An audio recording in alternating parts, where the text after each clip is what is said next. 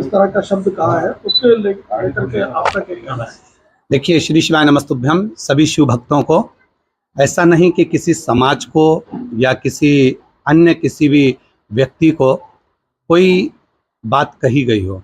देवताओं का क्रम था, शिव महापुराण की कथा महाराष्ट्र में चल रही थी, जो सोशल मीडिया पे भी डली हुई है। उसमें यमराज, चित्रगुप्त महाराज और भगवान शिव की एक भक्ति का प्रसंग चल रहा था। उसमें भी अगर किसी व्यक्ति विशेष को भी, यदि समाज को भी हमारी वाणी से अगर कोई ऐसा शब्द लग रहा है कि गलत हुआ है या गलत बोल गए हों, और हमारी वाणी से अगर किसी के हृदय को भी ठेस पहुंची हो, तो मैं क्षमा चाहता हूं।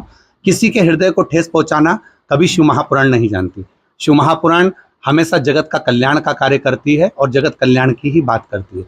फिर भी अगर मेरी वाणी से या शिव महापुराण के किसी शब्द से किसी भी समाज को, किसी वर्ण को, किसी व्यक्ति को अगर कोई ठेस पहुंचती है, तो मैं उसके लिए क्षमा। अंतरराष्ट्रीय स्तर के कथावाचक है, ऐसी बार बार स्थिति क्यों बन रही है कि अपन को क्षमा मांगनी पड़ रही है? देखिए, राधा रानी का मैटर हो या ये मैटर हो, और भी 2-3 ऐसे विषय हैं, जैसे कि अपना होली वाला विषय था, धुलेड़ी वाला, ऐसी स्थिति क्यों बन रही है अपने साथ में बार बार कि ये अपन को क्षमा? देखिए, विषय कोई भी आप अगर प्रसंग उठाएंगे, शास्त्रों को ब्रह्म वैवर्त पुराण से उठाएंगे, तो राधा रानी का प्रसंग भी आपको पढ़ने को मिलेगा।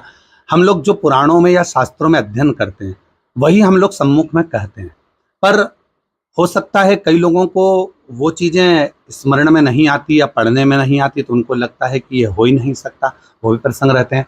पर अभी के जो प्रसंग हैं या मूल जो प्रसंग हैं, और देखिए, एक वक्ता है, वक्ता अपनी व्यासपीठ से अगर कोई बात कह रहा है, तो वो उसके अंदर की भी बात सामने प्रस्तुत करता है कि उसके अंदर के भाव क्या है। परंतु कोई किसी के हृदय को ठेस पहुंचाना या किसी को गलत कहना, ये किसी वक्ता के लिए नहीं है या किसी व्यासपीठ के लिए नहीं है।